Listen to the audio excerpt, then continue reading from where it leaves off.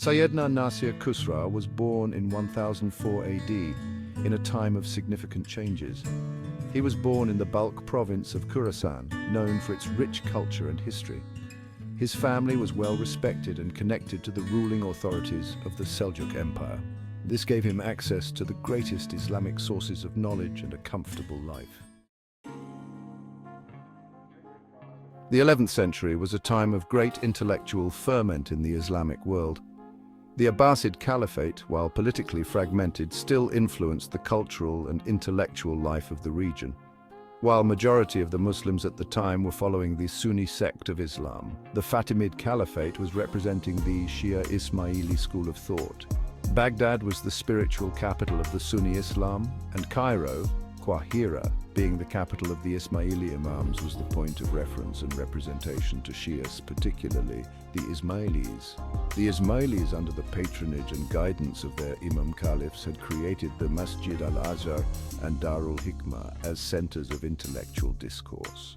Prominent figures of the Muslim civilization, such as Sayyedna Qadi an-Numan, Sayyedna Abu Yaqub as-Sijistani, Sayyedna Hamiduddin Kirmani, and Sayyedna al-Muayyad Fiddin ash-Shirazi, had written great books on Ismaili thoughts. Sayyedna Nasir Khusraw was working in administrations of the Seljuk Empire. While living in utmost physical luxury and comfort, he was challenged internally through his inquiring soul. Although he was sure that God must have intellectually satisfying answers for his questions, he was not having a good fortune of finding these answers from the scholars of his time. Sayyedna Nasir Khusraw had memorized all the Quran by heart.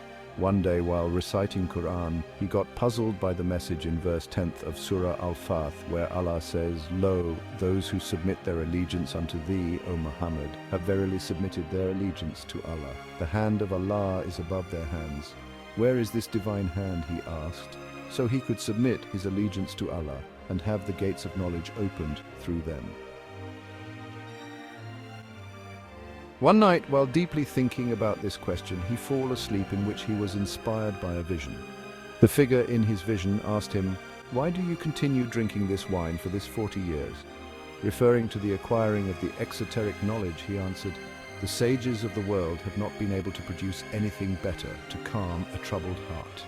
The old man challenged him again, "Why don't you seek peace in what increases the intellect?" Referring to the esoteric knowledge, he asked, "Where can he find this knowledge?" In response to which the old man pointed towards Qibla. Qibla, being the direction of Kaaba, is also a symbol of the spiritual quest for the recognition of the Imam. Sayyedna Nasir left the bed whispering, "Isn't it time for me to wake up from this 40 years old dream?" After this vision, Sayyedna Nasir Khusraw abandoned the luxury of his home, the comfort of his family and friends, and started a 7-year journey. He traveled from Balkh to Naishabur to Aleppo to Jerusalem to Mecca and finally to Qahira in Egypt.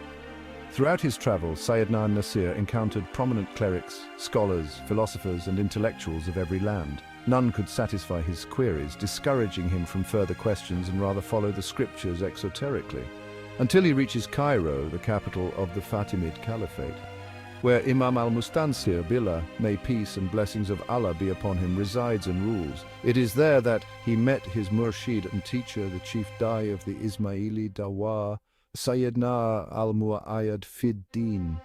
All his questions was answered and his wish to pay allegiance to the hand of Allah was fulfilled. He finally, after years of discourse and education, got the honor of meeting the Imam of his time. He later explains this experience in a poem that he was a dark night turned into a blazing sun through the light of the Imam of the time. He was appointed as the Hujjat of Khorasan. Hujjat is the chief in command of Ismaili Dawah in one of the 12 areas of the world. He now was blessed with the treasure of esoteric knowledge.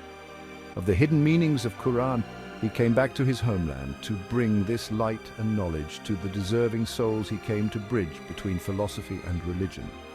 He came to dedicate his life to the mission of the Ismaili Dawah, spreading the word of truth all through present-day China, Tajikistan, Afghanistan, and northern Pakistan. May Allah bless his soul and sanctify his secrets.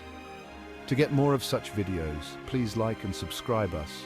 Tajalli will provide you with stories of faith and devotion, always